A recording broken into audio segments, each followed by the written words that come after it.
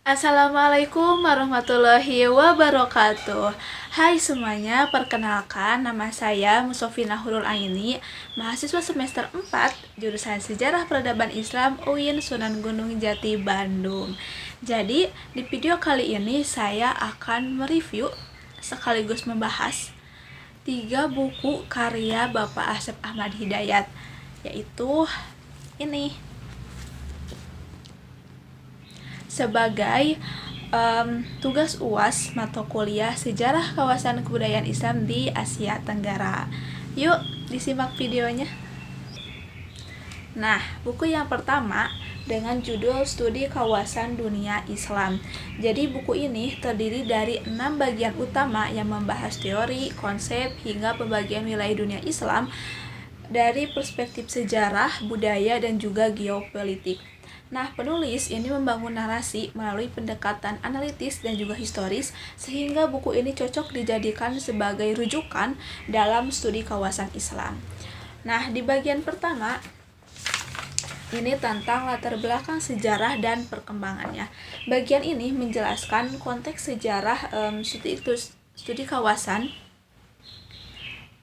khususnya sejak Perang Dingin tahun 1945 sampai 1991. Nah, penulis juga membahas adanya konflik ideologis antara blok timur dan juga blok barat yang memicu lahirnya studi kawasan sebagai alat analisis dan juga strategi politik. Nah, di bagian ini juga dijelaskan fase setelah runtuhnya Uni Soviet dan bagaimana studi kawasan ini mengalami pergeseran makna dan fokus. Nah, di bagian kedua, apa itu studi kawasan? Jadi bagian ini membedah ulang konsep studi kawasan. Penulis juga mengkritik anggapan bahwa studi kawasan ini memerlukan teori spesifik, dan justru beliau mengusulkan pendekatan fleksibel secara adaptif terhadap objek kajian. Nah, cakupan dan pendekatan juga harus dikaji melalui sisi keilmuan, bukan hanya dari alat analisis geopolitik saja. Bagian ketiga merumuskan studi kawasan dunia Islam. Nah, bagian ini menjelaskan pengertian dunia Islam, terus juga keragaman budayanya, dan pentingnya pemetaan kawasan. Nah, tidak hanya wilayah mayoritas Muslim, tetapi juga penulis memperhatikan kajian Muslim minoritas sebagai bagian penting dalam pemetaan kawasan dunia Islam.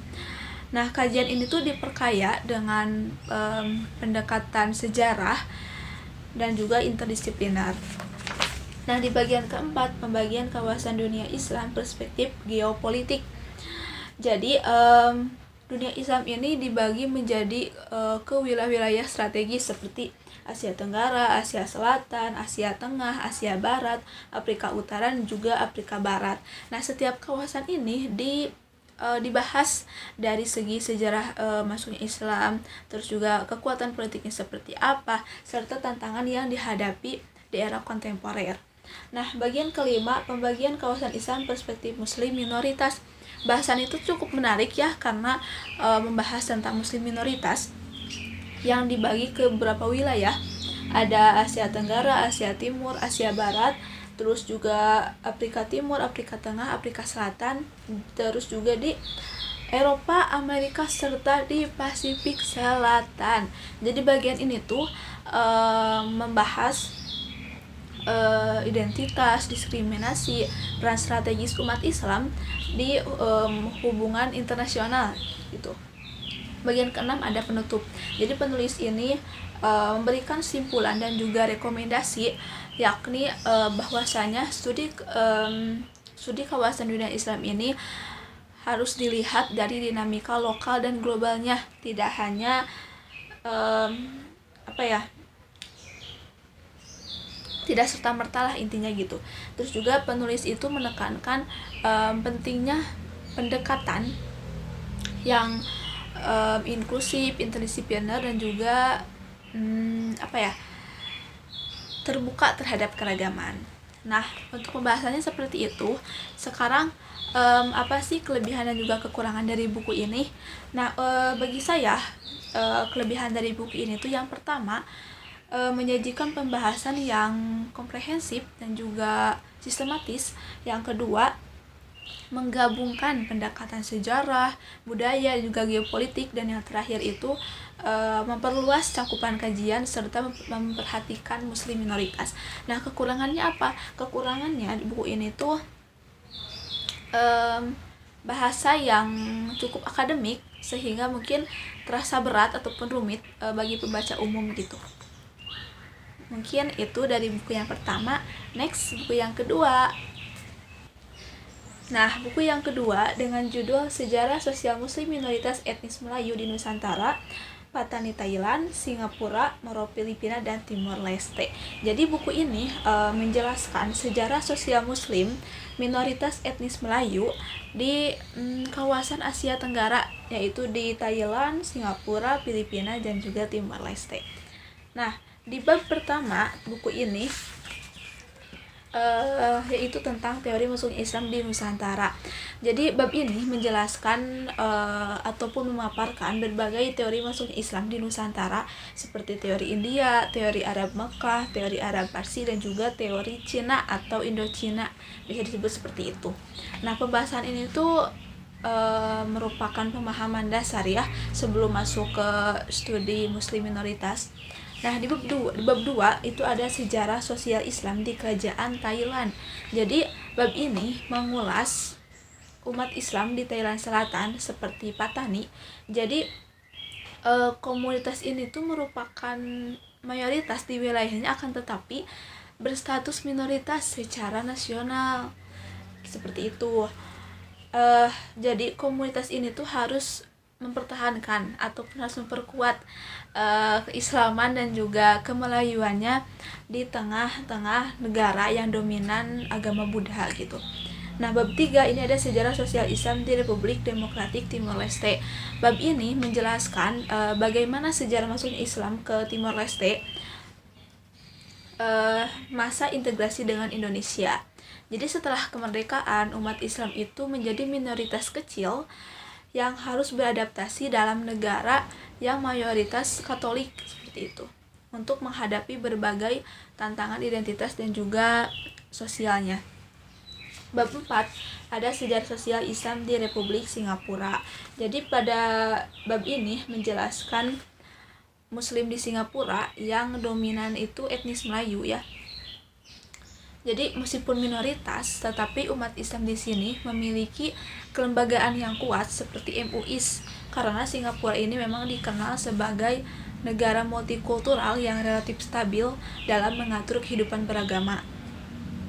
Nah, yang terakhir ada sejarah sosial Islam di Republik Filipina, bab 5. Ini membahas komunitas Muslim Moro di Filipina.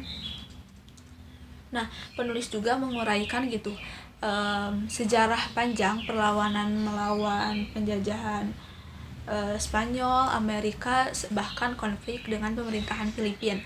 Nah, gerakan-gerakan seperti MNLV dan juga MILV ini dijelaskan dalam konteks perjuangan ekonomi dan juga otonomi. Nah, untuk pembahasan dari buku ini seperti itu. Terus sekarang bagaimana kelebihan dan kekurangan dari buku ini? Kelebihannya yang pertama, ini bahasanya cukup komprehensif dan juga terstruktur ya. Nah, yang kedua ini kan menggunakan pendekatan historis dan juga budaya sosial gitu.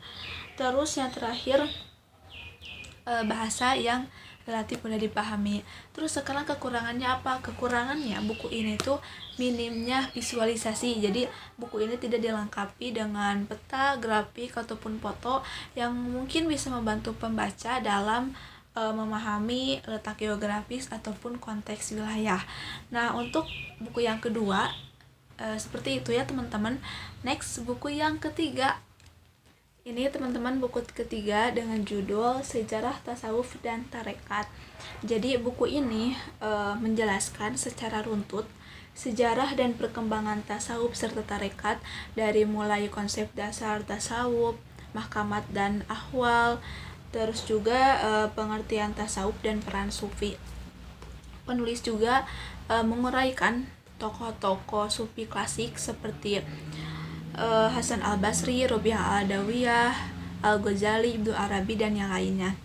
Selanjutnya buku ini membahas perkembangan tasawuf di Asia Tenggara pada masa awal Islamisasi, termasuk tokoh lokalnya tuh seperti Hamzah Pansuri dan juga Wali Songo. Penulis juga mengulas gitu peran tarekat dalam melawan penjajahan kolonialisme seperti tarekat Naksabandiyah dan juga TKN atau tarekat Qadariyah wa Naksabandiyah. Nah, di akhir buku ini menjelaskan dua tarekat modern yang berkembang di Indonesia, yaitu Tijaniyah dan juga Idrisiyah. Mungkin dari teman-teman sudah tidak asing ya dengan nama tarekat tersebut gitu. Nah, di situ tuh dijelaskan bagaimana kontribusi mereka dalam tarekat ini dalam berdakwah serta perjuangan kemerdekaan. Perannya seperti apa gitu. Nah, buku ini tuh menunjukkan bahwa tasawuf ini tidak hanya soal ibadah batin saja, akan tetapi bagaimana tasawuf ini berperan dalam dinamika sosial dan juga sejarah umat Islam. Nah, untuk pembahasannya seperti itu. Sekarang kelebihan dari buku ini, yang pertama, bahasan yang lengkap dan juga historis. Yang kedua itu bahasanya jelas dan juga mudah diikuti. Nah, yang terakhir konteks lokal yang kuat, jadi tidak hanya secara dunia Islam, akan tetapi ada sejarah lokalnya gitu, membawa konteks lokalnya. Untuk kekurangan buku ini tuh minimnya ilustrasi ya atau gambar seperti itu. Terus juga ada beberapa tokoh yang pembahasannya tuh terlalu singkat seperti itu. Itu untuk buku yang ketiga. Nah, teman-teman, mungkin sekian pemaparan dari saya. Semoga bisa dipahami dan juga bermanfaat bagi teman-teman yang mendengarkan. See you next time. Wassalamualaikum warahmatullahi wabarakatuh.